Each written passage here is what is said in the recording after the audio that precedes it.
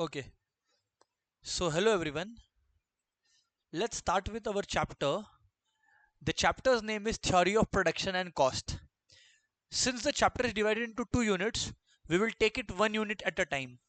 This current class deals with theory of production, and of course, our next class or next part to this video would be dealing with theory of cost, right?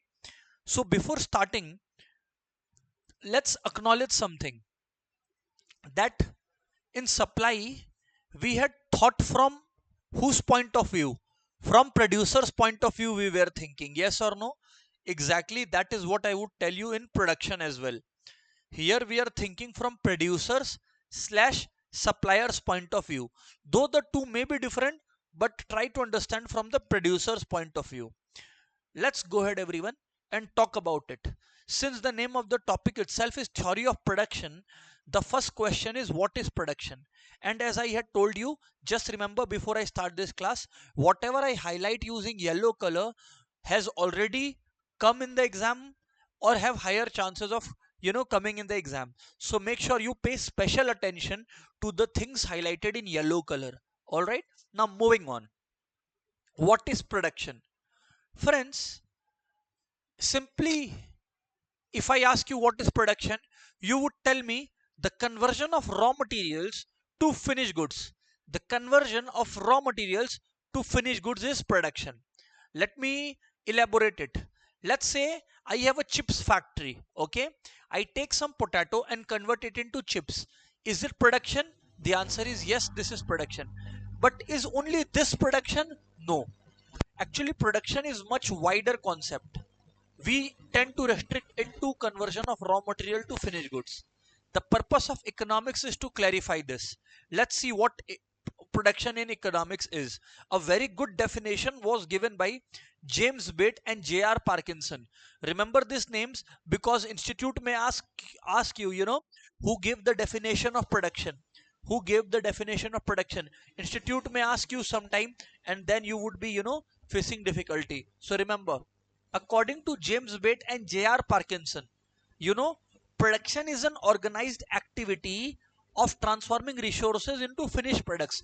That is conversion of raw materials into finished goods. So if I have, let's say I have this, roasted peanuts. I have this, a box of roasted peanuts or a jar of roasted peanuts. Now the raw materials would have been some spices and peanuts here. Those have been converted into roasted peanuts. Exactly, that is what production is all about. But this is what the traditional definition says. This definition goes beyond it. In the form of goods and services, and objective of production is to satisfy the demand of such transformed resources. Naturally, there would have been demand for some roasted peanuts. Therefore, people are producing roasted peanuts. Otherwise, why would they produce? Why would anybody want to produce something which is not able to satisfy any demands, right? And production adds utility. Production adds utility. Production consists of various processes to add utility. So remember this. It is not only about converting raw material to finished goods. Anything that adds utility, anything that adds utility, be it a good or a service, is production. I'll give you an example. Raw material, that is peanuts converted into roasted peanuts. Is it production? Yes. This is called changing the form or creating form utility. So remember, this may be called conferring utility of form or form utility. What is form utility? ICI may ask you. So remember, the conversion of raw materials to finished goods is actually called form utility. The conversion of raw materials to finished goods is actually called form utility. Understood? Yes, sir, we have understood this. So I repeat, production is conversion of raw materials to finished goods. Understood, sir. What else do we talk about? Now, having done this much, having discussed this much, a second question arises. What other kinds of utility are you talking about? Utility means want satisfying power of a commodity. Now everybody, now everybody, there is another utility called utility of place. What is place utility, sir? What is place utility, sir? Just imagine there is a demand for gold somewhere. What we do is, what people do is, they extract it from the earth, they extract it from the earth and take it to the market. So kind of transportation is going on. So transportation is basically place utility. Transportation creates place utility. Transportation creates place utility. Because see, products have no value if they are produced and they are useful but are not at the point where they can be used. So I'll give you an easier example. Suppose, just for example, suppose people use more of handbags. People use more of handbags in Mumbai and more of leather bags in Calcutta. Just imagine, huh? This is not any fact, just giving an example. And more of leather bags in Kolkata. Now, try to understand something. Try to understand something that if these leather bags that are useful in Calcutta are, in some place or in some village XYZ, is it of any use there? If they are not in Kolkata, no. That is why the products have to be transported from this place to Kolkata.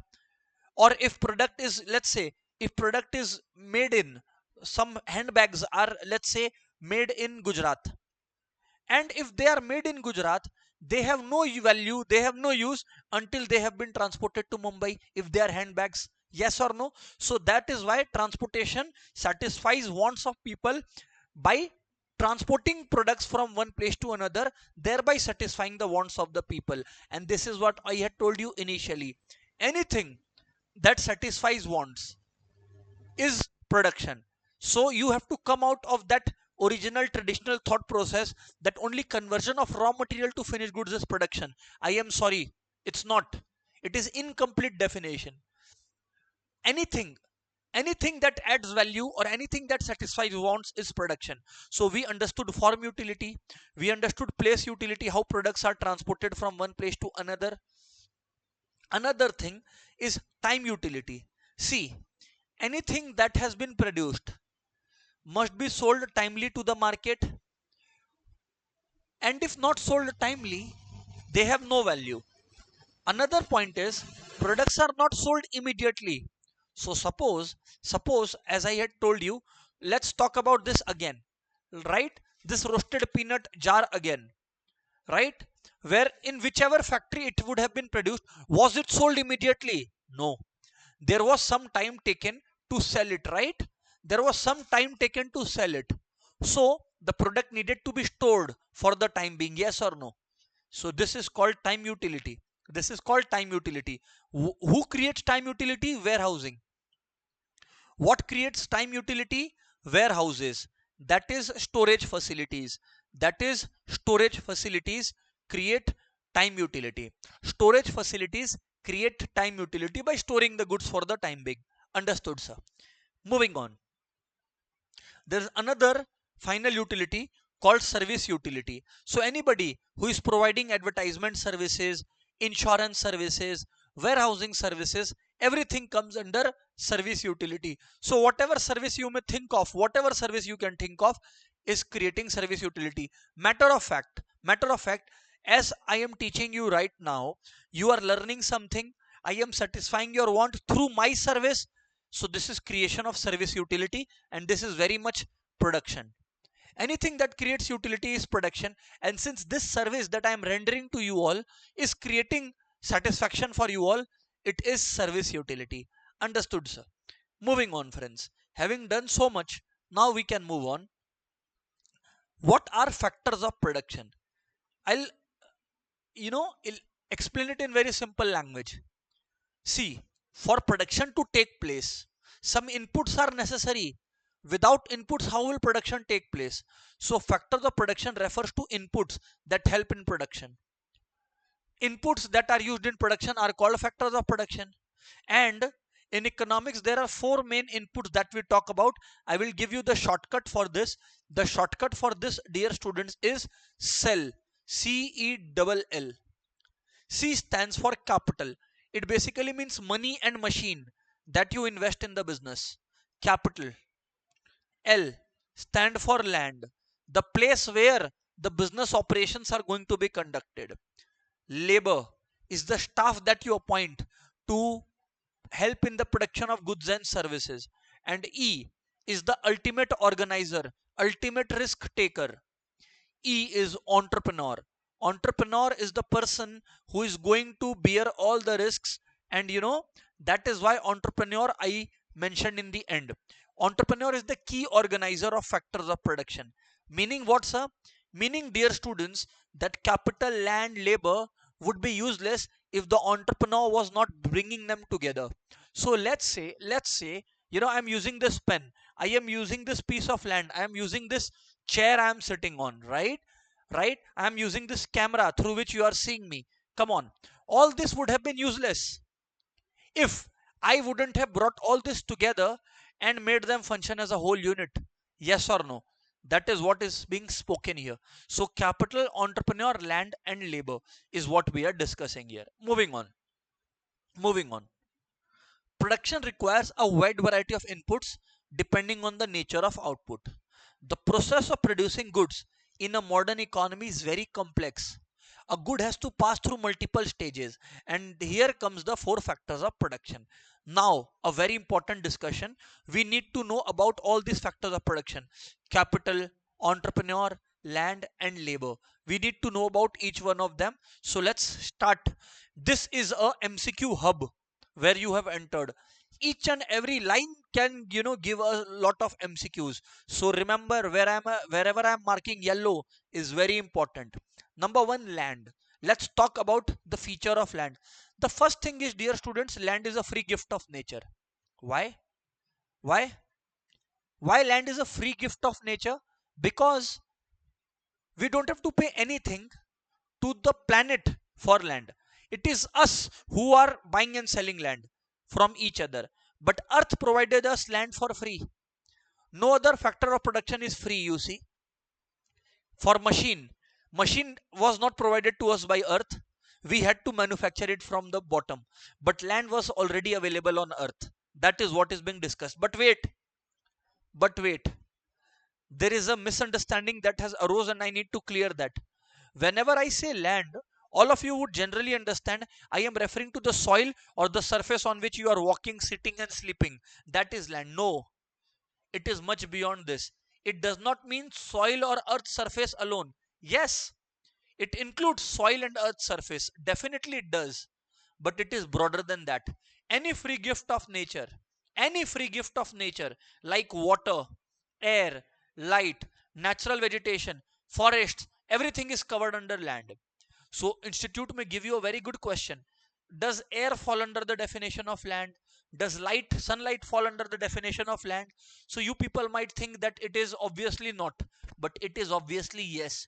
Any free gift of nature provided to us by the nature, by the planet, is falling under the definition of land. And please remember this, friends. It's very important to remember this. Now moving on. What are the features of land? What are the features of land? Let's talk about it one by one. Number one, land is a free gift of nature. Very important. Land is a free gift of nature, as I had discussed. No human effort is required for making land. Earth already has a given quantity of land, right? Supply of land is fixed, given. That is why I use the word given. Given means fixed quantity. You cannot make more land. Yes, you can convert the land. Let's say there was a forest in some area, so you converted into a agricultural field, you converted it into a bungalow. Whatever you do, you set up a factory there. That is a different thing. You have reconverted the use. You have not created new land on planet earth, naturally not. So supply of land is fixed. Other factors of production can be changed. So remember, the total supply of land is perfectly inelastic. Even if you raise the price of land, you all understand what perfect inelastic means. Perfectly inelastic, very important point. Perfectly inelastic means even if you even if you even if you try to raise the price, reduce the price of land, its supply is not changing, its supply is not going anywhere. So the total supply of land is perfectly inelastic. Understood? Understood, sir. So total supply of land is perfectly inelastic from viewpoint of economy, because no matter what the price changes, its quantity is never going to change. However, it is relatively elastic from the viewpoint of firm, because economy is supplying land, so its supply cannot be changed. But firms can change the demand. But firms can change the demand. But firms can change the demand of land. But firms can change the demand of land. There would be no change here, right? There would be no change there, because firms, suppose you all assume that somebody has raised the price of land a lot. So as an entrepreneur, what I can do is I may decide, okay, I don't need your land, it's too costly for me, and if the price goes down, I may buy more of land. So from the demand point of view and from the firm's point of view, it is relatively elastic. But if you talk from the viewpoint of but if you talk from the viewpoint of a firm, but if you talk from the viewpoint of supply, then yes, you all are perfectly correct. Then it is perfectly inelastic. You know why? Because I cannot change supply of land whenever and however I want. Yes, sir, we are indeed understanding this. Third thing is, land is permanent and has indestructible powers. You see, you can it can never happen that there was a land in some part of Calcutta, some part of Mumbai, and next day that was gone. Is it possible? It can be that there was some building which was not there. That is allowable. But is land destroyable? Definitely not. And that is what is being given here. Land is permanent and has indestructible powers. Next, land is a passive factor. What do I mean by passive factor, dear students? Passive factor means that land cannot take its own decisions. Now see, as an entrepreneur, as a labor, one can take their own decisions. So for example, I am deciding, that okay, I am going to teach this topic production today to students. Be it as a labor, be it an entrepreneur. But think of it, can my pen is a capital, right? My pen is a capital. This logic applies to land also. But can my land, suppose I have a land around my institute, can it decide to grow crops on its own until I work on that land? That okay, let's grow tomatoes, let's grow potatoes. No, it cannot. So land is a passive factor, it cannot take its own decisions. Land is immobile, it cannot move from one place to another. Immobile means you cannot move land from one place to another, naturally not. Land has multiple uses. Yes, you can set up a factory, you can use it for agriculture, you can use it for multiple reasons. You can use it as a doctor's chamber, a doctor can use it as a chamber, right? That is what is being discussed. And land is heterogeneous. Heterogeneous means each land is different from the other. Some lands are more fertile, some lands are less fertile. Some lands have a smooth surface, some lands have a rugged surface. So heterogeneous means they are not exactly the same everywhere, they have some differences throughout. That is the feature of land, everybody. That is the feature of land, everyone. Right, sir? Okay, so now let's move to our topic of labor. As I had told you, there are four factors of production: capital, entrepreneur, land, labor. The topics in land that we have just discussed are very important from the viewpoint of MCQs. You see, be it free gifts of nature, be it land does not only include the surface of the earth, it also includes the soil, the free gifts of nature like air, sunlight, etc. Right now, land is passive, land is immovable. One more thing about land I would like to highlight before I move on to labor is that any input you employ, you have to pay something for that. For land, you have to pay rent. For land, you have to pay rent. Understood, sir? Acha, students tend to ask me a very good question. That, sir, we do not agree. You are saying that always for land we have to pay rent, but we do not agree. What if we are the owners of the land? Then we are not paying any rent. Still you are paying rent. Sir, what are you saying? If the land is ours, why will we pay rent? I'll tell you how. You are using the land, spare land you had. Suppose it was after your parents' name. You inherited it. You decided to use it for your business purposes. Since you are using it for business purposes, you are the owner. I acknowledge that. Still, the rent that you could have earned you are unable to earn.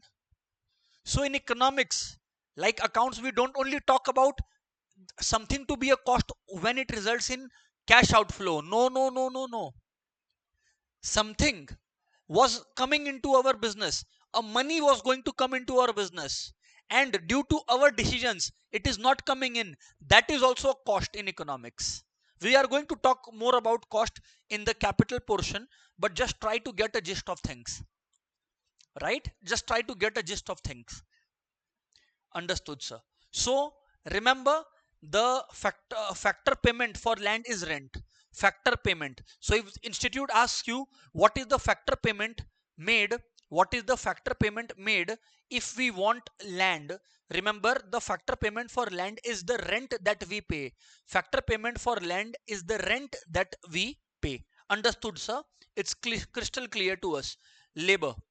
Friends, labor is an active factor of production. And remember, a misunderstanding is people think that labor refers to the individual, human beings. No, labor refers to the physical and mental effort put in by the individual. So I'm writing it, it's a physical effort. I am thinking and writing, that's a mental effort. That is referred to labor. Labor is not a, noun that you define a person by. It's more of a it's more of a verb. It is the action, the physical and the mental action. So therefore the term labor means any physical or mental exertion to produce goods or services. Understood, sir? Sir, we indeed understood this. Remember, anything done out of love and affection, although very useful in increasing well-being of the people, is not labor in economic sense of the term. In economics, something is labor only if it is done for money. So suppose friends, I am teaching you all. Obviously, at the end of the day, I am providing good service. I'm trying to be the best, and the goal is to make money out of it so that I can, earn a living, right? But suppose one of my younger brother comes and asks me a doubt from economics. Will I charge that person? Will I charge that person? No. That is done out of love and affection. Similarly, your parents might be the best chef on planet Earth. So they may be working in a hotel or a restaurant, right? There they are working for money, and that is labor. But the same parents, when they cook food for you at home, will they come under the labor, or will that activity come under labor? No, because it is done out of love and affection and not from the economics viewpoint. Right, sir. Understood. And so, institute may ask you if the services of a housewife are labor or not. No, not treated as labor. But if there is a house help at home, yes, their services are labor because they are doing it for economic perspective. Right? If you are singing for money, it's labor. But if you are singing just for the sake of, the love for that art, it's not labor. Moving on. Characteristics of labor. It involves human effort, definitely. Human psychological considerations have to be considered. Labor is perishable. When I say labor is perishable, when I say labor is perishable, it means it diminishes over time. It diminishes over time. One cannot store labor. For example, if I feel hungry during the class, I see, you must be tired, I know, seeing this roasted peanuts again and again, but this is what I have in front. So see, I can store this as many packets of roasted peanuts or jars as I can, because it's after all a product. But labor, services of a person, I cannot store, na. Services of a person I cannot store, na. I cannot store haircut in a way that, I don't need to go for haircut for the next 1 year. Is it possible? Is it feasible? Is it making any sense? No, sir. Because labor is perishable. Moving on. Labor is an active factor of production. Remember, this is rather counterintuitive to land. Land was permanent as well as it was passive. Labor is movable and it's an active factor. It can take its own decisions. Labor is inseparable from laborer. Yes. Suppose you are the owner of a land. So when the land is sold, do you go with the land also? No. You are not sold. The land is sold. but labor cannot be separated from laborer. So while I'm teaching, this activity is labor and I am the laborer, right? So if I just move out from this class, will this process of teaching continue? No. This is what is being discussed here. Labor is inseparable from laborer. In order to receive a service, the service provider should be there. Understood, sir? Labor power differs from laborer to laborer. Yes, it is much like that land. Land is heterogeneous. Each land is different. That is what I am saying. Efficiency of each person, skills, qualities, capabilities of each person is different, and that is what is being discussed here. Labor differs from laborer to laborer. It is again pointing out that heterogeneous quality of labor, much like land. Yes, all labor may not be productive. All efforts are not too sure to produce resources. Yes, it's correct. I'll give you an example. I'll give you an example. Suppose a farmer and two sons of farmer are working on a piece of land and they are producing 10 tons of rice per year. Suppose the third child also joins. Still the production is 10 tons. So despite the third child joining, despite the third child showing production activity, is there any increase in production? No. So just because some effort is being applied, it is not sure to be productive. It is not sure to be productive, right? Moving on. Labor has poor bargaining power. Yes, this is something, it is true for most of the countries, they have a weak bargaining power. There is no reserve price, though government governments across the world are taking steps to ensure a minimum wage policy or something, but still laborers are forced to work at low wage rates. This is particularly true in labor surplus economies like India, because we have a lot of supply of labor. So what businesses can do is they can tell them that, okay, if you are not ready to do this job at 500, I'll hire somebody else, we will hire somebody else. That's the kind of problem that starts arising here, right, sir? So labor has poor bargaining power, though it's increasing by the decade, it's increasing every 10 years. That's true. Labor is mobile, that is movable. You must have parents, or maybe brothers, sisters, siblings maybe, or your friends who will move out of the city or the country. So mobile, basically they are representing labor and they are moving. There is no rapid adjustment of supply of labor to the demand for it. Yes, for example, the demand for highly skilled, there is a sudden demand for highly skilled, let's say, graphic designers, let's say. So suddenly you can create a generation of uh, you know uh, highly skilled graphic designers or what? No, you cannot. You have to invest into the process today. You might get results 5 years, 10 years down the line, when people have become trained and they have practiced the art of it. Yes, you cannot immediately supply more of it, right? And finally, labor has to choose as to how much hours they need to work, and as to how much hours they want to spend for leisure. For leisure means spending time with family, basically not working, you know basically not working, basically doing something that makes them happy. Maybe it doesn't mean that work doesn't make them happy, so don't make a controversy out of it. What I'm trying to say is anything apart from work, right? Okay, workers can design. So somebody might be working 2 hours a day and enjoying rest 22 hours, while there might be opposite people also. So that is the kind of discussion going on here. Next is capital. Remember, a very important point for capital is it is a produced means of production. Why is it called so? See, this portion you have understood. Why capital is called means of production? Capital means machines, right? Capital means machines, right? Capital means machine. Capital means machines. Now, machines help in production. That's why we call them means of production. So this much should be very clear to you, rather. Yes, but the word produced means somebody has to make this machine also, so that the machine can make things in the future. That is why we say produced means of production. Another very important MCQ that can come from capital is, And just trust me, if you all are following all the classes, I assure you, I assure you, MCQs will come from here in economics. Capital is a stock concept, remember it. See, in economics, there are two kinds of concepts. One is stock concept and one is flow concept.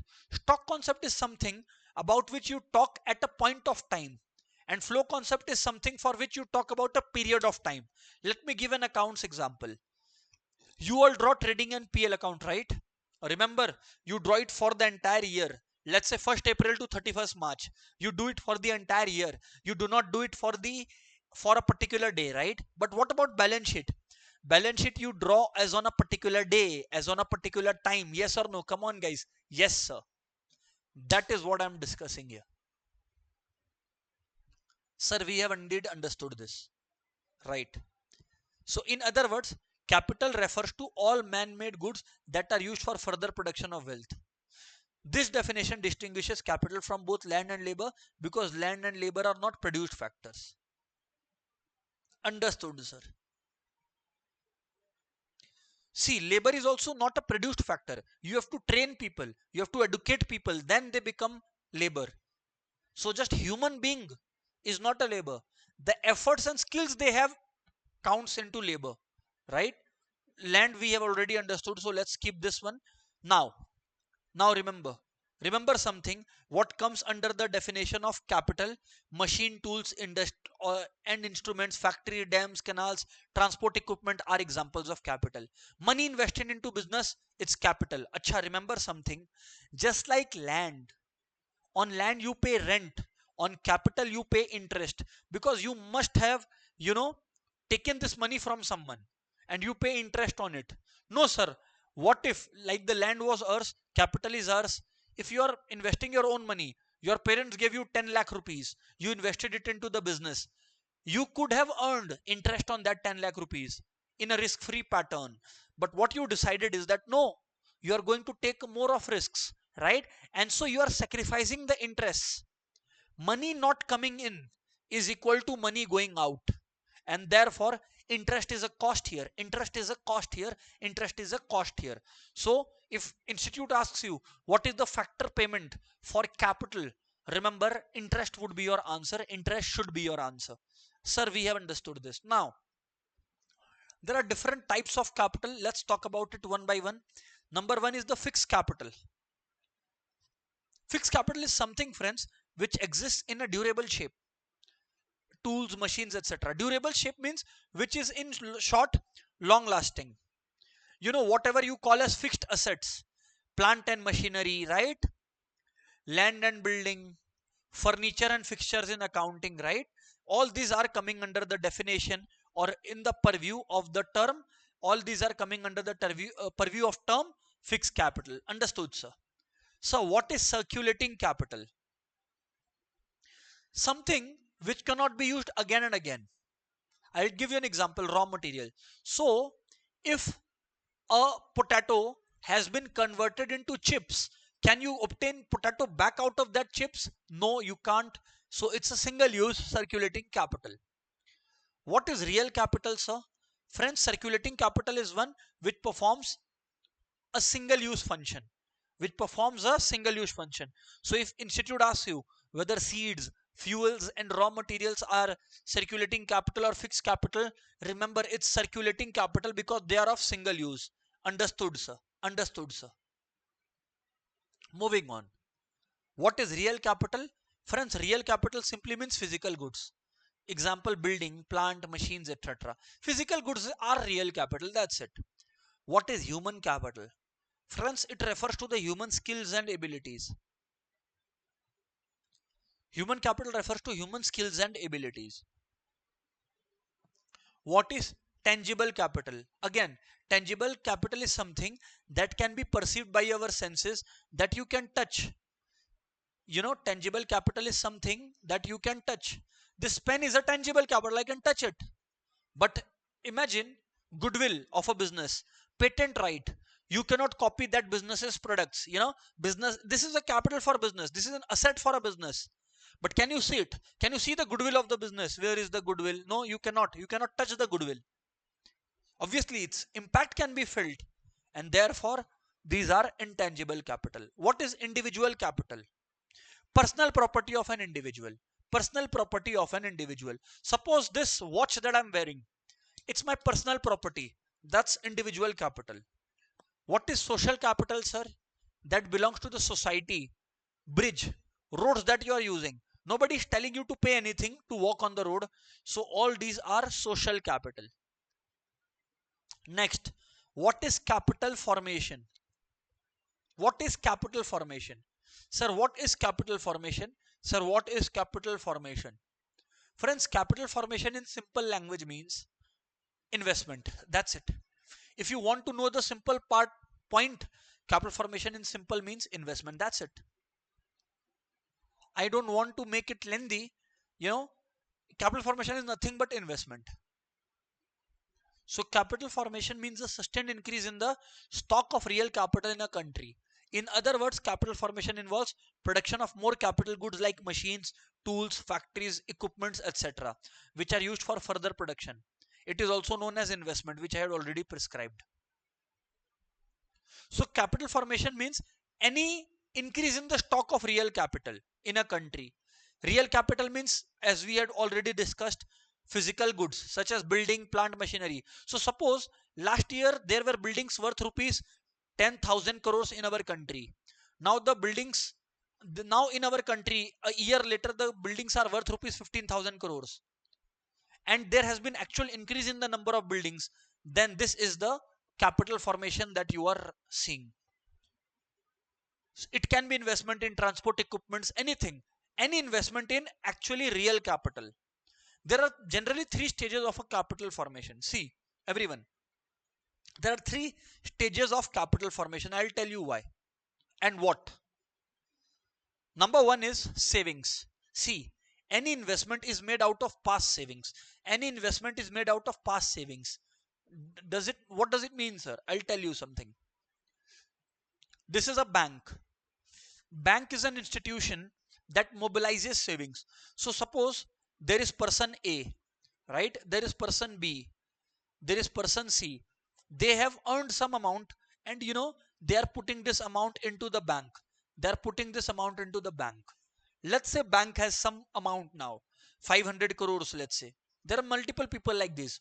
Now there is somebody, Mr. X, who wants to do some business. So banks out of this savings will give loan to Mr. X. So this is why. And then Mr. X can invest. So you see, here I have given all the three stages. The first one was savings done by the households. Second is mobilization done by the bank. And third is investment done by the entrepreneur or the business individuals. Sir, it's very clear to us. So let's discuss it. Savings. The basic factor on which formation of capital depends is the ability to save. The ability to save depends on the income of individual. So higher the income, higher the savings. Higher the income, higher the savings. Higher you earn, higher you save. Understood, sir? Understood, sir? Next is mobilization. Who does this? Financial institutions play this role of mobilization of savings. And once this has been done, then there is investment into real capital assets. Very important. It should be real, that is physical and capital assets. Then we say that investment has taken place or capital formation has taken place. On capital we pay interest, to labor we pay wages. What is the reward for labor? If I don't remember we discussed it or not. In case I did not remember, the factor reward for labor is the wages and salaries that we pay them. Wages is generally the word used in economics, so I stick to that. For capital we pay interest, and we have different types of capital we have discussed. And finally, the hero of this entire movie is entrepreneur. Entrepreneur is the key decision maker. Entrepreneur is the key decision maker, the key risk taker, the key organizer. Why entrepreneur is the key organizer? Because all other factors of production would have been useless had the entrepreneur not been bringing them together. It's the entrepreneur who is bringing all these factors of production together, which is rather becoming productive for the economy. Understood, sir? Understood. the business of bearing risks is with the entrepreneur. One more perspective about the entrepreneur I want to tell you. Entrepreneur works for profit. You all understand this. I am sure you understand profit. So this is the reward for entrepreneur. But there is something unique about the income of entrepreneur. Do you want to know what is unique about the income of the entrepreneur? Yes, sir, please tell. The unique point about the income of the entrepreneur is that entrepreneurs tend to have residual income. Entrepreneurs tend to have what kind of income? Residual income. That is, after the income has been paid to multiple people, then what remains is what the entrepreneur gets. Then what remains is what the entrepreneur gets, is what is being discussed here. So entrepreneurs have what kind of income? Residual income. Understood, sir. Understood, sir. So entrepreneurs involve what kind of income, sir? Residual income. That is the income left at the end. Why? Because you need to pay labor wages. You need to pay rent for the land that you have. You have to pay interest. Eventually, if something is left, entrepreneur commands. In fact, entrepreneurs can have negative income. There is no factor of production apart from entrepreneur who can have a negative income. You see, entrepreneurs can also run into losses. Which other factor of production can run into losses? No one can. There cannot be negative salary. Come on. There cannot be negative interest. There cannot be negative rent. Understood, sir.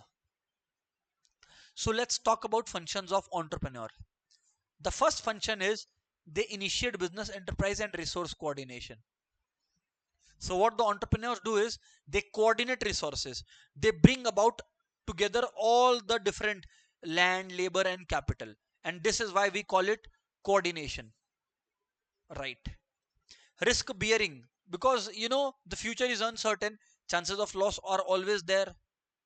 Innovation, now comes important areas. Remember, whenever we talk about innovation in the chapter business cycles also, you will find out we will mark Schumpeter. Schumpeter talks about innovation. According to Schumpeter, the true function of entrepreneur is to introduce innovations.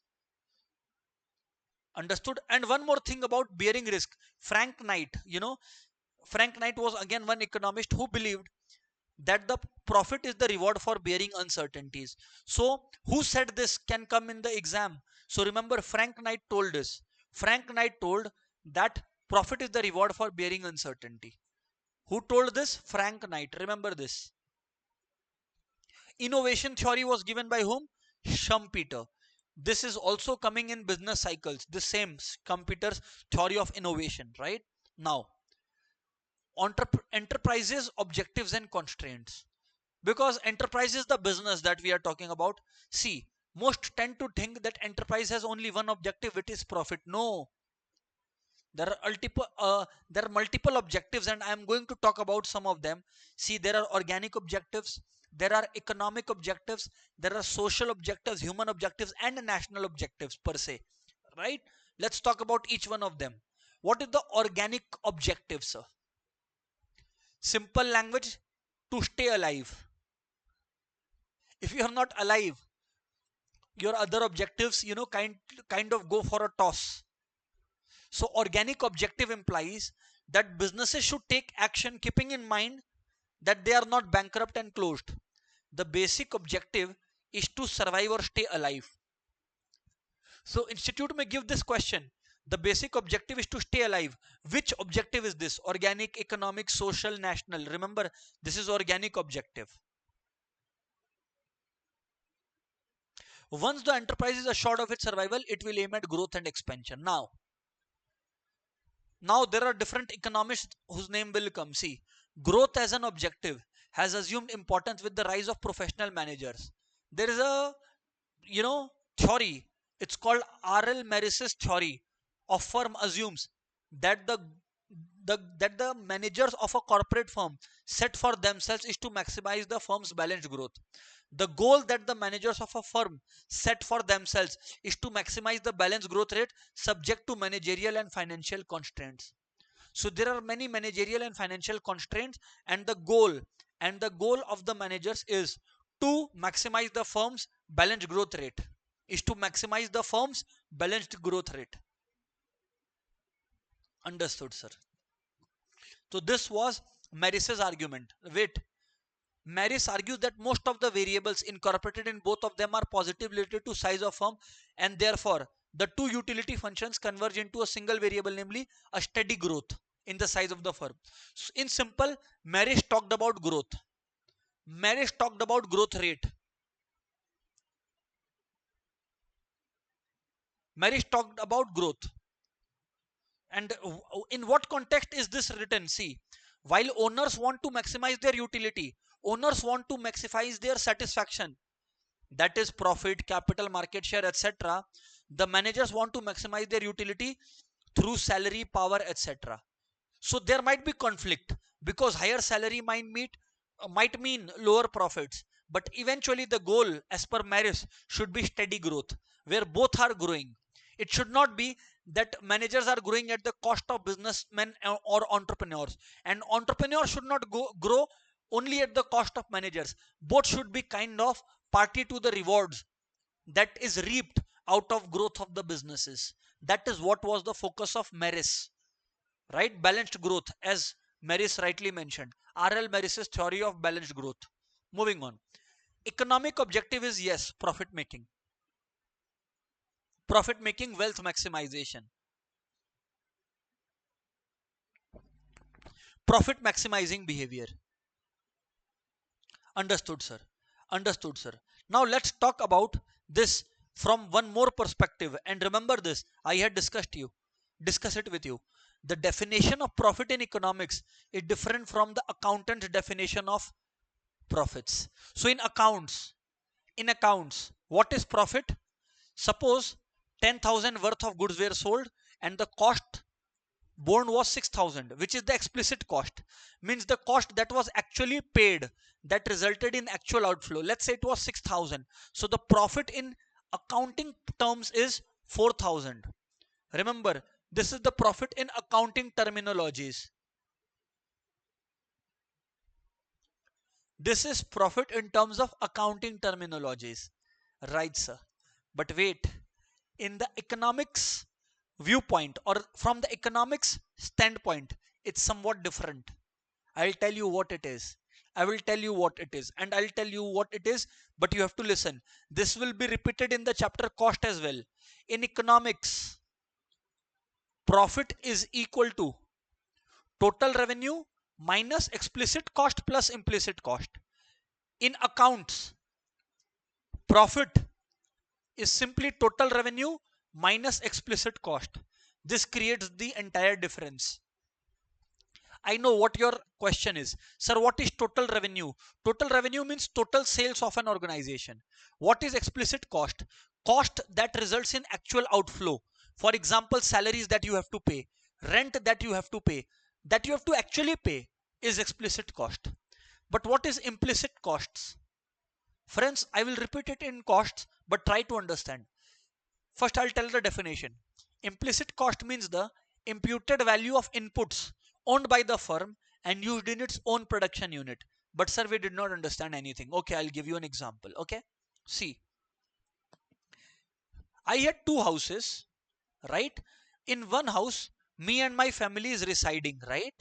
The other house, I told my parents that okay, I'll be using this other house for my teaching activities. Okay, now see, obviously, when I have started my teaching institute right here in this particular house, okay, in this particular house, I have established my teaching institute. Now, from one point of view, when I make a trading and PL of my teaching institute, I may add fees. Fees received as 10 lakhs, let's say. Fees received was 10 lakh. Okay, and maybe the electricity bill, etc., paid was 2 lakhs. So accounts will tell you that okay, 8 lakhs was the profit because you had to pay 2 lakhs as cost in terms of books for the student that we issued, or electricity bill, and blah blah blah. But what economics tells us is, see, if you are using the house for your own teaching, you are sacrificing the rent that you could have earned. Suppose you could have earned yearly 3 lakh rupees, which you have sacrificed. That is your implicit cost. The cost, the revenue that you could have earned had you not been using the business premises, had you not been using the premises for your own business, you could have earned some money out of it. The sacrifice that you had to do is the implicit cost. The sacrifice that you had to do is the implicit cost. Indeed, sir, we have understood, sir. Indeed, sir, we have understood, sir. Right, sir. So economic profit is the difference between total revenue and total cost, but total costs here include both explicit and implicit costs. Remember this. Understood, sir. Understood, sir. When the economist speaks of profit, he or she means profit after taking account capital and labor provided by the owners.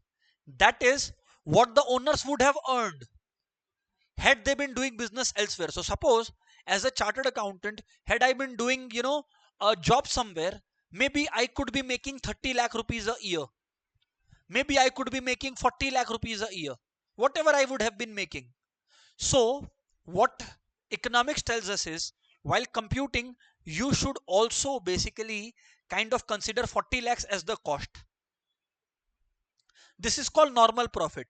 So suppose I am able to earn at least this much. I am able to earn 40 lakhs at least. That is, I am making normal profit. Right? In your business, you are making normal profit. It means you are making that amount which you would have earned even if you would not be doing business and doing some other job. Understood, sir. But what is supernormal profit? If in my business, if from my teaching institute, I earn more than what I would have earned, suppose I earned 60 lakhs. Suppose through my teaching institute, I earned 60 lakhs a year. So I am making more than what I would have earned had I been, doing a job. That is a situation of supernormal profits. Right, sir. This extra 20 lakhs is supernormal profit. This is beyond what I would have otherwise also earned. So this is a very crucial element. So remember, economic profits includes opportunity costs associated with self-owned factors. That is the sacrifice you have made is also included in economic profits. Understood, sir? Now, let's talk about it. Normal profit is a component of cost and therefore what a business owner considers as the minimum necessary to continue in the business. Supernormal profit, also called economic profit or abnormal profit, right, is the over and above the normal profits, as I told you. So suppose I decide that, okay, out of my institute, if I am able to earn yearly at least 40 lakhs, then I would continue the institute, because 40 lakhs I could have earned elsewhere as well. So friends, this is what is called normal profit. But I end up making 60 lakhs. This is beyond 40 lakhs. So this extra 20 lakhs is supernormal profit. But a normal profit means zero economic profit, because in economics, economic profits means supernormal profits. When do you make supernormal profits? When you are earning more than what you could have earned otherwise as well. So otherwise also I could have made 40 lakh rupees, but I'm making 60 lakhs. So this 20 lakhs is economic profits or abnormal profit. But I'm only making 40 lakhs. That is, I'm earning normal profits, and this is also a situation of zero economic profits. This is also a situation of zero economic profits. Moving on, sir. The profit maximization objective has been subject to severe criticism in recent years. I'll tell you how. Many economists have pointed out that the firm do not aim to maximize profits. Some firms try to achieve security subject to reasonable levels of profit. Yes. So most of the firms, they don't think of increasing profits. They think that, okay, even if we are making lesser profits, we should aim at surviving, rather than in the, kind of greed of earning more, we end up sacrificing our business only. H.A. Simon, again, a very important economist, argues that firms have satisfying behavior and strive for profits that are satisfactory. That is, that will satisfy everyone. Baumol's theory of sales maximization holds. So H.A. Simon talks about satisfying behavior. H.A. Simon talks about satisfying behavior and Baumol talks about sales maximization. Baumol says that profit maximization is not the goal, sales maximization is the goal. So suppose I plan that, okay, maybe my institute is earning less, but instead of trying to earn more, I should try to reach as many students as possible. This is what Baumol is saying. Understood, sir. So, friends, there are a lot of economists that we have spoken about. So, let's give a quick reminder of the same. Let's get a quick reminder of the same before we get into further discussion. Right? Before we get into further discussion, let's have a quick reminder. Initially, when we came to the original definition of production, right? I'd like to start from there so that you all kind of revise whatever we have done in the class itself. See, James Bates and J.R. Parkinson talked about the definition of production. Who? James Bates and J.R. Parkinson talked about the definition of production. James Bates and J.R. Parkinson. Understood, sir? Then gradually we move on to another area where we had spoken about Frank Knight, I guess. Okay, let's come to that definition by Frank Knight. Just a moment, right?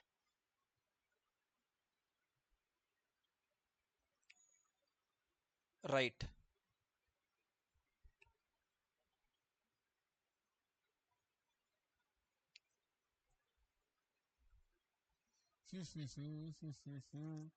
Okay, here it is. See, here it is. We have discussed this savings function, right? We had highlighted this savings function before. That is okay.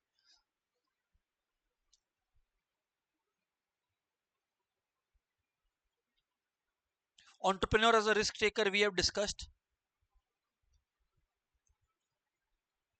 Risk bearer, yes.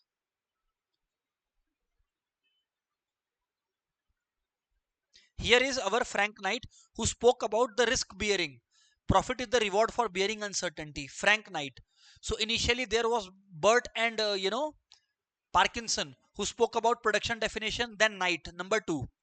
Then we further spoke about Schumpeter's theory of innovation, number three. Then we moved into the world of objectives where we spoke about different kinds of objectives. For example, R.L. Melis's theory of balanced growth, fourth one. R.L. Melis's theory of balanced growth. Then gradually we moved on to our fifth point where we spoke about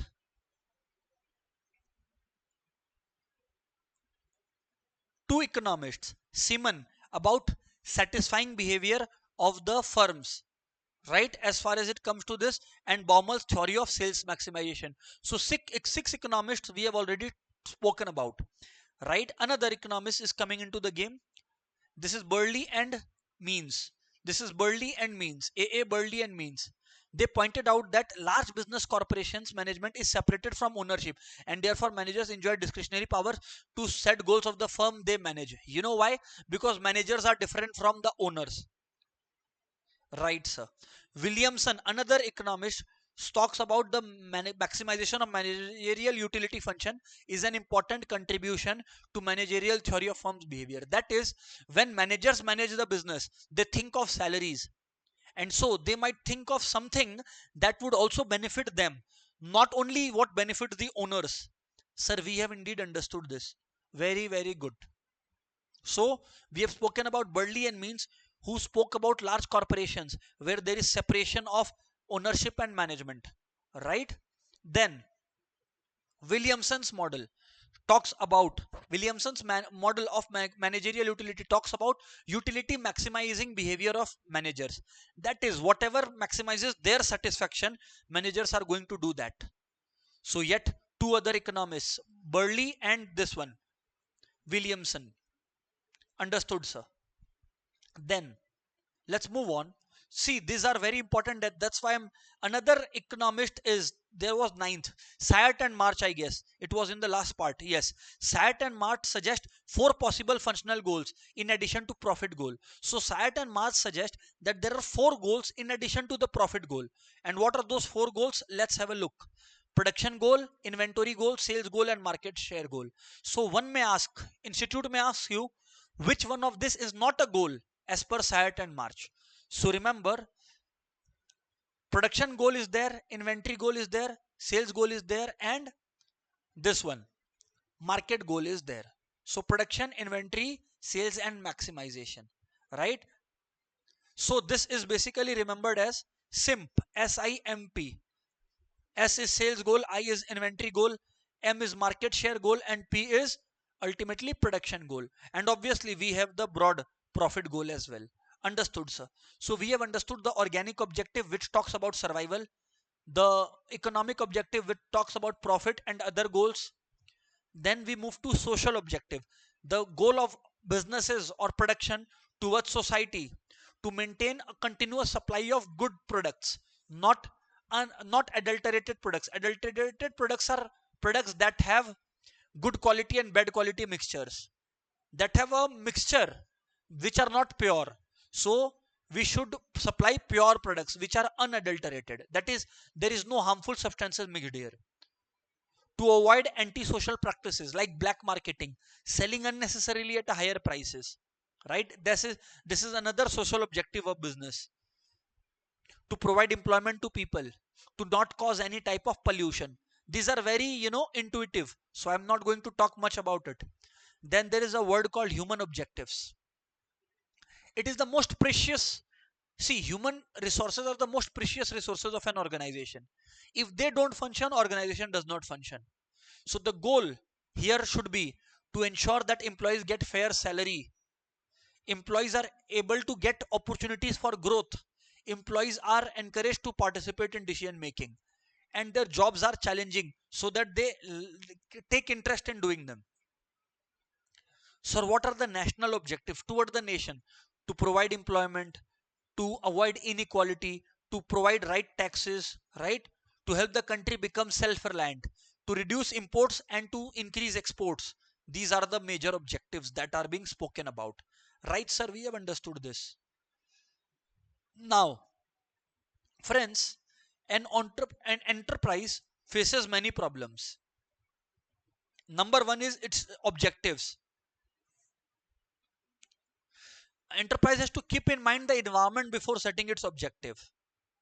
And there is often conflict between objectives, so enterprises kind of have to make a choice which objective to look into and which to kind of sacrifice.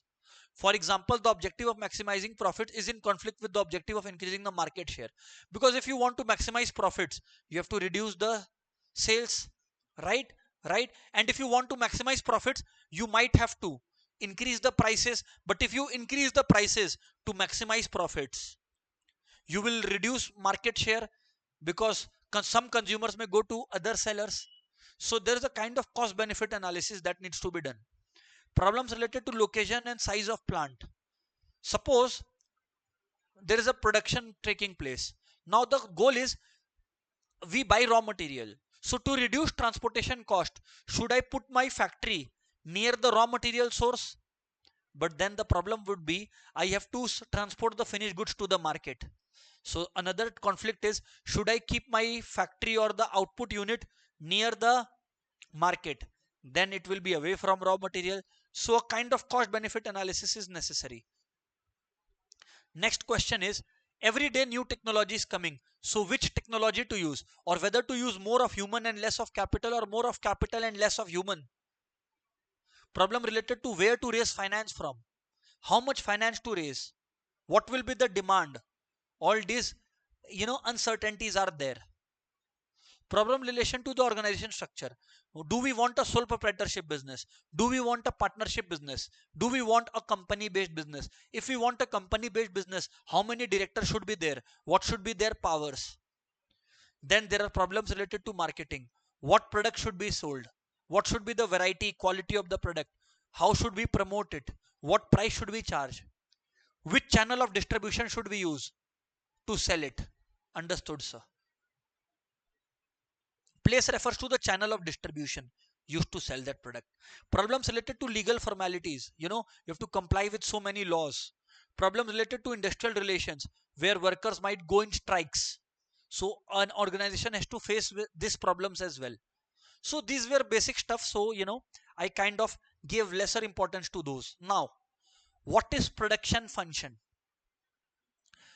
Friends, I have told you, in economics, any word having function means the relation between inputs and outputs. Here also it is the same. Production function is the statement of relationship between firms' scarce resources and the output they produce. Here there are two people whose definition is important. One is Samuelson and one is Cobb Douglas. So we'll come to that. So production function is expressed this way. Here Q represents the total quantity of output produced, and this represents the raw materials used, the inputs, different inputs that were employed. Production function has mainly three assumptions. First assumption is that relation between input and output exists for a specified period of time. It is not always. Relationship between input and output may change. For example, at some point in time we may need more of labor. At other points we may need more of machines and less of laborers. Second, it is assumed that there is a given state of art in the technology. So technology remains constant. While we are studying a production function, there is no change in technology. Second assumption is no change in technology. Third assumption is that third, third assumption is that output resulting from their utilization is at maximum level. Means when inputs are combined, using those inputs, whatever maximum output could have been produced is being produced. Understood, sir. Now let's come to the Samuelson's definition. Guess what? January 25, this question came. It was given by Samuelson. Institute asked who gave this definition. So the answer would be Samuelson. It is this January's paper only. January 25. When I say this January means January 25. The reason I forgot saying the January 25 is because this video might be helpful for students in 2026, 27 and so forth. The relationship between maximum amount of output that can be produced and the input required to make that output. It is defined for a given state of technology, that is the maximum output that can be produced with given quantity of inputs using a given state of technical knowledge. Using a given state of technical knowledge. So it's very important. It's very important to have this definition in mind. It is the relation between maximum output that can be produced using the given inputs. Here we assume that technology is given, means constant. There is no change in technology. Understood, sir. This was given by Samuelson. Now moving on to the other definition. This is very easy. Q is function of L and K, means quantity produced depends on the labor employed and the machines employed. K represents capital or machines, L represents labor. You obviously understand what is labor. Now, a very important point. There are two concepts related to production, short run and long run. So sir, what is short run and what is long run? Please highlight that for us. Short run refers to a time period when much changes to production cannot take place. I'll give you an example. Suppose you go to a vegetable seller, right? You tell them that, okay, give me 5 kg of, let's say, potatoes. Okay, they will sell you. But suppose you tell them that, okay, in 1 hour I need 500 kg of potatoes. Will they be able to satisfy this want? No. This is what is short run. But if you allow them that, okay, after 5 days we will need 500 kgs, or after 10 days we will need 500 kgs, then he or she might be able to arrange that. That is long run. So what is short run and long run is not a matter of time period. It is whether you can change output. As a producer, you can change output as and when you want, or you cannot. If you cannot change, if you cannot bring much changes in output, that is short run. If you can change output by any amount as you wish, it is long run. If you cannot make any changes in output, it is short run. If you can change output as you wish, it's long run we are talking about. Remember, in short run, there are two types of factors of production. One is fixed factors.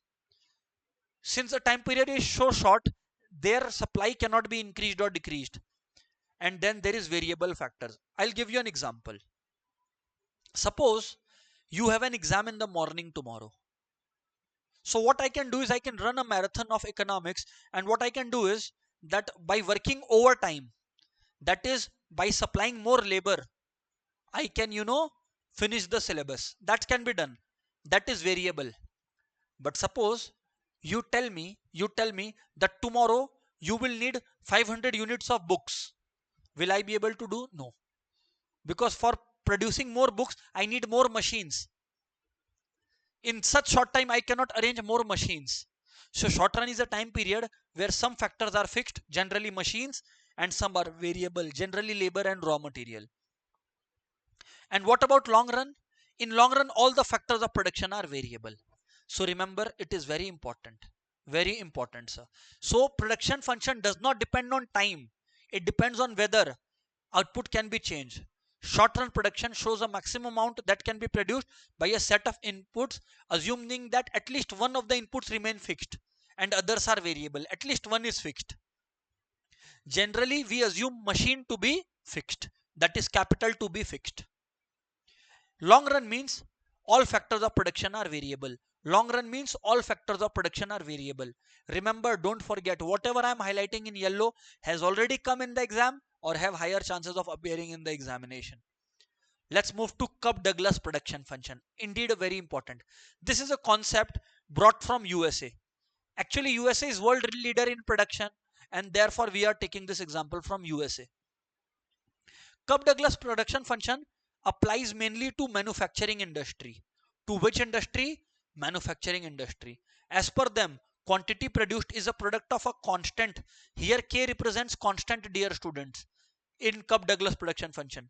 L shows labor, quantity of labor, and C shows capital, which is 1 minus A. And normally what they observed was labor contributes 3/4 of production and machine contributes 1/4 to production. And this question also came in the exam this time. What is the Cobb-Douglas equation? So remember, Q equals to K times L power A C power 1 minus A, where K represents, a constant, L represents labor, C represents capital, A represents the ratio. If you are using more of labor, A will be higher. If you are using more of capital, 1 minus A will be higher. Look here. The conclusion drawn from this study is that labor contributed 3/4 and capital contribute 1/4 towards increase in output or towards increase in ultimate production. Understood, sir? Now moving on, friends. Let's talk about law of variable proportions or law of diminishing returns. I'll use another example to explain this and then I'll come back to this point, right? Let me use another example to explain this. Okay. Uh, hmm, let's go. Suppose, friends, I ask you all to study. Your exams are near. I ask you all to study. You study 3 pages, okay? In 1 hour, in 1 hour, you study 3 pages, right? So your efficiency will now start to increase. In 1 hour, you studied 3 pages. Now, in total 2 hours, you studied 7 pages. So in 1 extra hour, you studied 4 more pages. So your efficiency has improved as you are still fresh.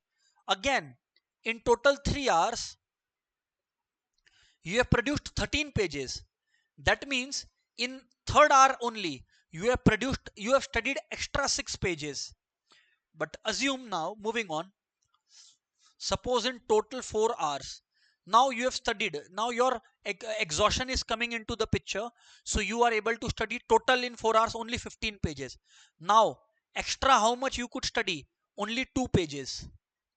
Suppose you study for 5 hours. Now you were able to study only 1 extra page in 1 hour because you are so tired in 5 hours. And if I ask you to study 6 hours now, your total has gone to 4 pages. Your mindset has become such that instead of positive, you have forgotten 2 pages.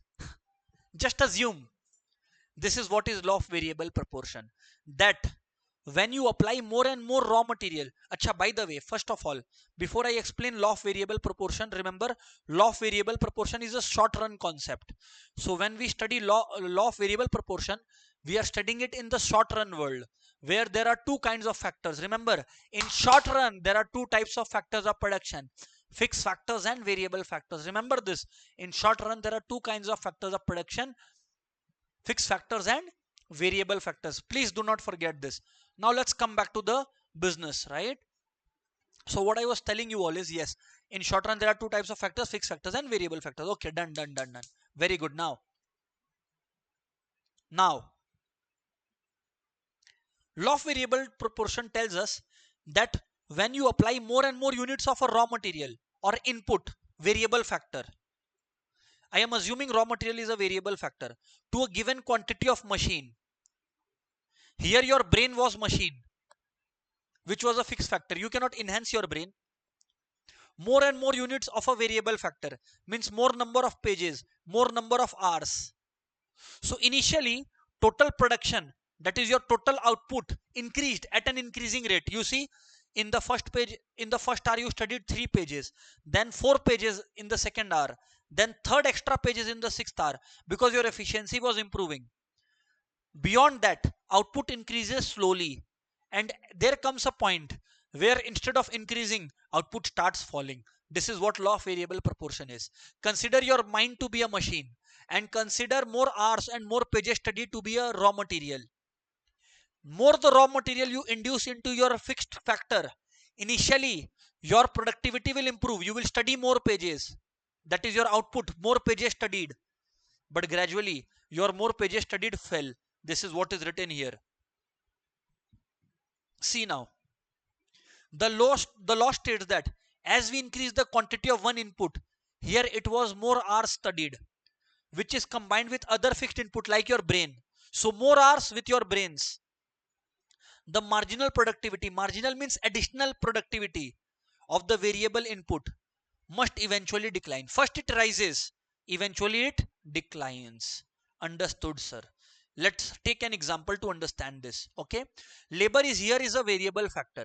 Obviously land is a fixed factor, and so land or capital is assumed to be constant. There is no change whatsoever. Now you are applying more and more units of a variable factor to a given quantity of fixed factor. Now see what the total productivity is. First hour you studied 100 pages. Second hour you studied 210 pages. Third hour you studied 330 pages. Fourth hour you studied 440 pages. Fifth hour you studied 520 pages. Now see what it is. What is happening? In 0th hour you did not study anything. In one extra hour you studied 100 pages extra. In one extra, here it is not pages, here is the quantity produced. In one extra labor, when you applied one more labor, you produced 110 units more. When you applied another labor, they produced 120 units more, because work was getting divided in a better way, so labor was more efficiently utilized. But gradually there comes a point where even if you apply more labor, output will rise, but not with the same vigor.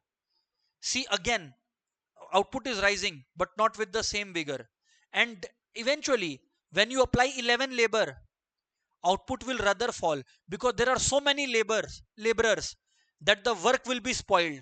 Workers will start playing cricket in the side, production will be disrupted, machine will not work efficiently, because too many cooks spoil the broth. That is the kind of adage you will see here. Understood, sir? Understood, sir?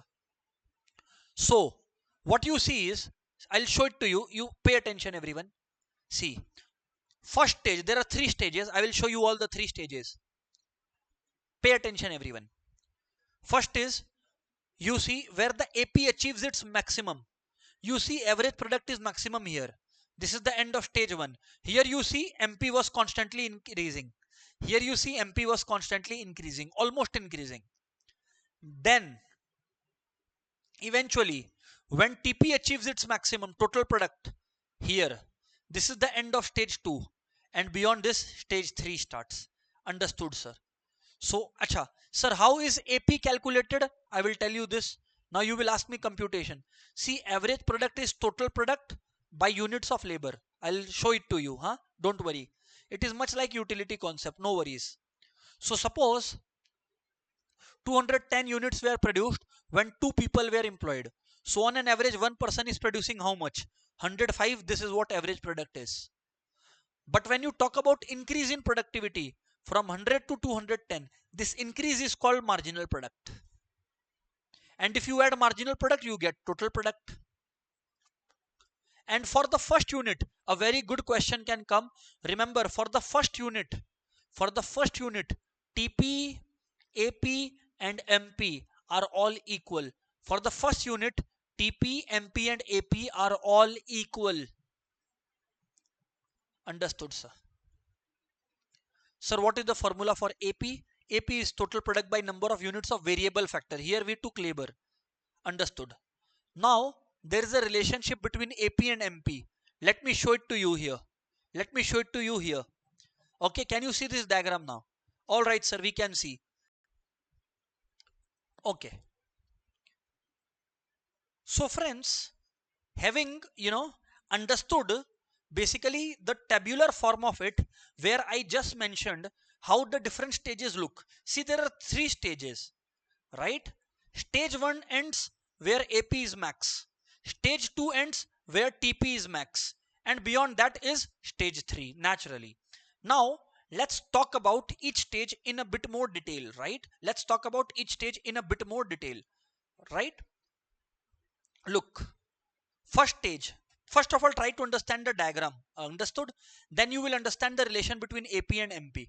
Try to understand the diagram. You see, first look at only TP. Look at TP only. Initially, dear students, TP is increasing at an increasing rate. This is point of inflection where MP achieves its maximum. Now, TP increases at a diminishing rate. TP increases at a diminishing rate. The point where MP achieves its maximum is the point of inflection. Now see, AP, average product, is gradually rising, becoming maximum and then falling down. Remember, stage 1 ends where AP achieves its maximum. Stage 2 ends where TP achieves its maximum. And beyond that, as you all already know, that is stage 3. So stage 1 ends where who achieves the maximum? AP achieves the maximum. Now, Institute also may ask you question related to relation between AP and MP, and I would like to highlight that. See, when AP rises, look at the diagram. Let me clear it for you. Look at AP's part. I'll in fact show you the diagram as well. I'll highlight it with red color. Just let me erase the old things. See, when AP is rising, MP is greater than AP. Now, MP and AP are equal when AP is at its max. So, MP and AP are equal when AP is at its max. And when MP is less than AP, see, MP is less than AP, then AP falls. Remember, MP can become 0 or negative, but AP cannot be 0 and negative. And when is MP 0? When TP is maximum. When TP is maximum. So another important question that can come is, when MP is maximum, what is that point called? Friends, that point is called point of inflection. When TP is max, what is the value of MP? MP is 0. Where does stage 1 end? Stage 1 ends where AP achieves its maximum. Where does stage 2 end? Stage 2 ends where TP achieves its maximum. Can AP be 0 or negative? No, because AP equals to TP by L. Obviously, total product cannot be negative, so how can AP be negative? So naturally our answer. Yes, sir, we have understood this. And why, sir, increasing returns take place? Because initially, when there were very few labor was underutilized. As you apply more and more units of a labor, the units get better utilized. I'll give you an example. Suppose I start a business. Now I am doing everything on my own. So obviously quantity will rise. But if I hire one more person, then the work will get divided. So output will rise even further. So better utilization of factors when more labor is employed or when more variable factors are employed.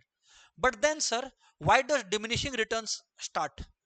See, diminishing returns starts, friends, because beyond a certain point, I am employing more labor than is needed. So even if I employ more, output will rise. Output will still rise. Suppose a machine has reached its maximum potential. Even if you apply more raw material, machine will produce more. But not at the same pace. Like when you were studying, I gave the example of studying. When you were studying, you were working really hard. But in 1 hour, you could only study one extra page. Think of that 5th hour when you were studying. Yes, sir, we have understood this. That is diminishing returns. And beyond a certain level, everything goes haywire, then it is negative returns. Workers are completely exploited. So now the question that comes in exam is, where would a rational producer like to operate? Stage 1, 2 or 3? Remember, a producer will like to operate in stage 2. Why? Because see, in stage 2, total production is still rising. Yes, it is rising at a slower pace compared to stage 1, but it is still rising.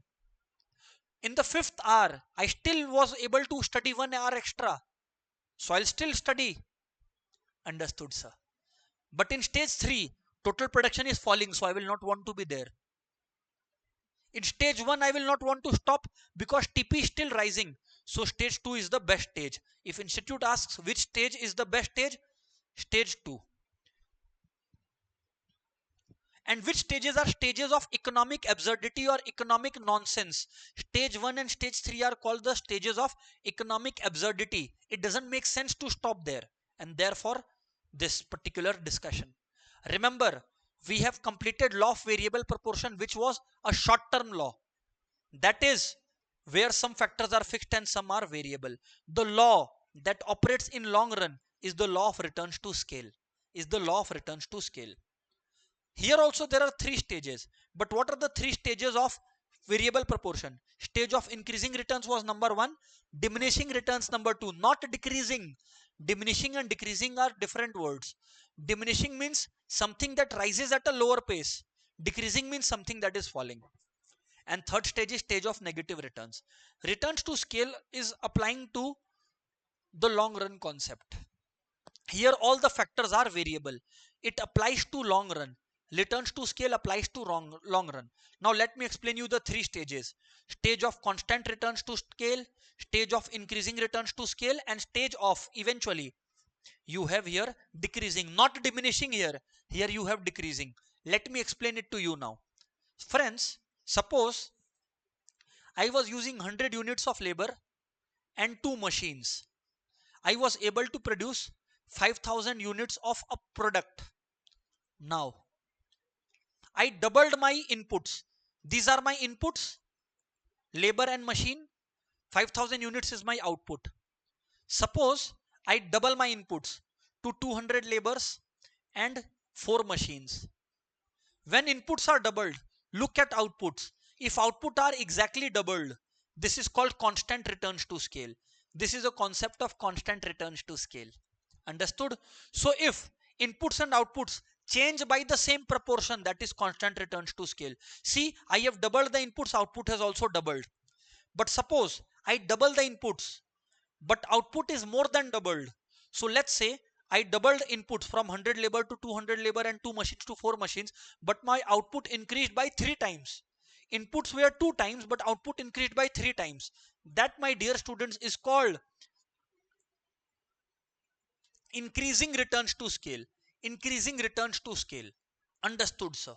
And gradually, let's align ourselves with stage of decreasing returns to scale. What happens here, sir? Suppose, my dear students, we have doubled the inputs. Suppose, my dear students, we have doubled the inputs. Suppose, my dear students, we have doubled the inputs, but output has less than doubled. Output becomes 1.5 times. So output is only 7,500. Yes, output has increased, but not with the same vigor. That is called decreasing returns to scale. That is called decreasing returns to scale.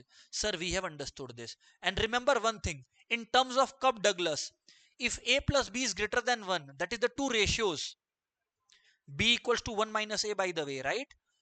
If A plus B is greater than 1, it is increasing returns to scale. If it is exactly 1, it's constant returns to scale. If A plus B is less than 1, it's decreasing returns to scale. Now, we talk about production optimization. Sir, what is production optimization? See, every consumer wanted to achieve equilibrium. Similarly, producer wants to achieve equilibrium. You remember in consumer equilibrium, I explained you 2 concepts. Indifference curve and budget line. Same concept here. Instead of indifferent curves, for the producer you have iso quant. And instead of budget line, you have iso cost. Such a close relation here. So in consumer equilibrium, what was indifference curve? In producer equilibrium, it is iso quant. In consumer equilibrium, what was budget line? In producer's equilibrium, it is isocost. Now, what is isoquant? See, institute itself tells, similar to indifferent curve. Isoquant represents all those combination of inputs which are capable of producing the same level of output. So suppose we are producing 100 packets of chips. 100 packets of chips. We can do it by using 1 labor and 5 machines. And just assume, that's not true. Or what we can do is we can use 2 labors and 2 machines. Or we can use 5 labor and 1 machine. All will produce the same output. When we plot such combinations, that, my dear students, is called the isoquant. Here you get it. And guess what? It is also having the same shape, convex to the origin. Why was indifference curve convex to the origin? Because of declining MRS, marginal rate of substitution. Here you have marginal rate of technical substitution. So suppose factor X is labor, capital, and factor Y is labor. So when you had 1 machine, you needed 12 labors. But when you have 2 machines, you only need 8 labor to produce the same units. When you have 3 machines, you need only 5 labor to produce the same units. So see, marginal rate of technical substitution is eventually falling. And that's why convex to the origin. Very important. And this is isocost. Isocost plots different combinations, much like budget line, which cost the same. Budget constraint shows the various alternatives which the firms can buy with the same given outlay. Given outlay means constant expenditure. In isoquant, it was same what? In isoquant, it was same level of what? In isoquant, it was same level of what? In isoquant, it was same level of output. In isocost, it is same level of cost. And it is much like downward sloping like the budget line. Understood, sir? We have understood. And where is equilibrium or optimization? When is production optimized? That optimization means with the given minimum cost, maximum output being obtained. It is the same answer where the isocost line is tangent to the isoquant line. Yes, sir. We are indeed reminded of this. Point of tangency is where it touches the point externally. And guess what, dear students? We have been able to complete this entire chapter. Yes, there will be another recording where we are going to discuss multiple choice questions. See you for the day. Goodbye, everyone. Thank you very much.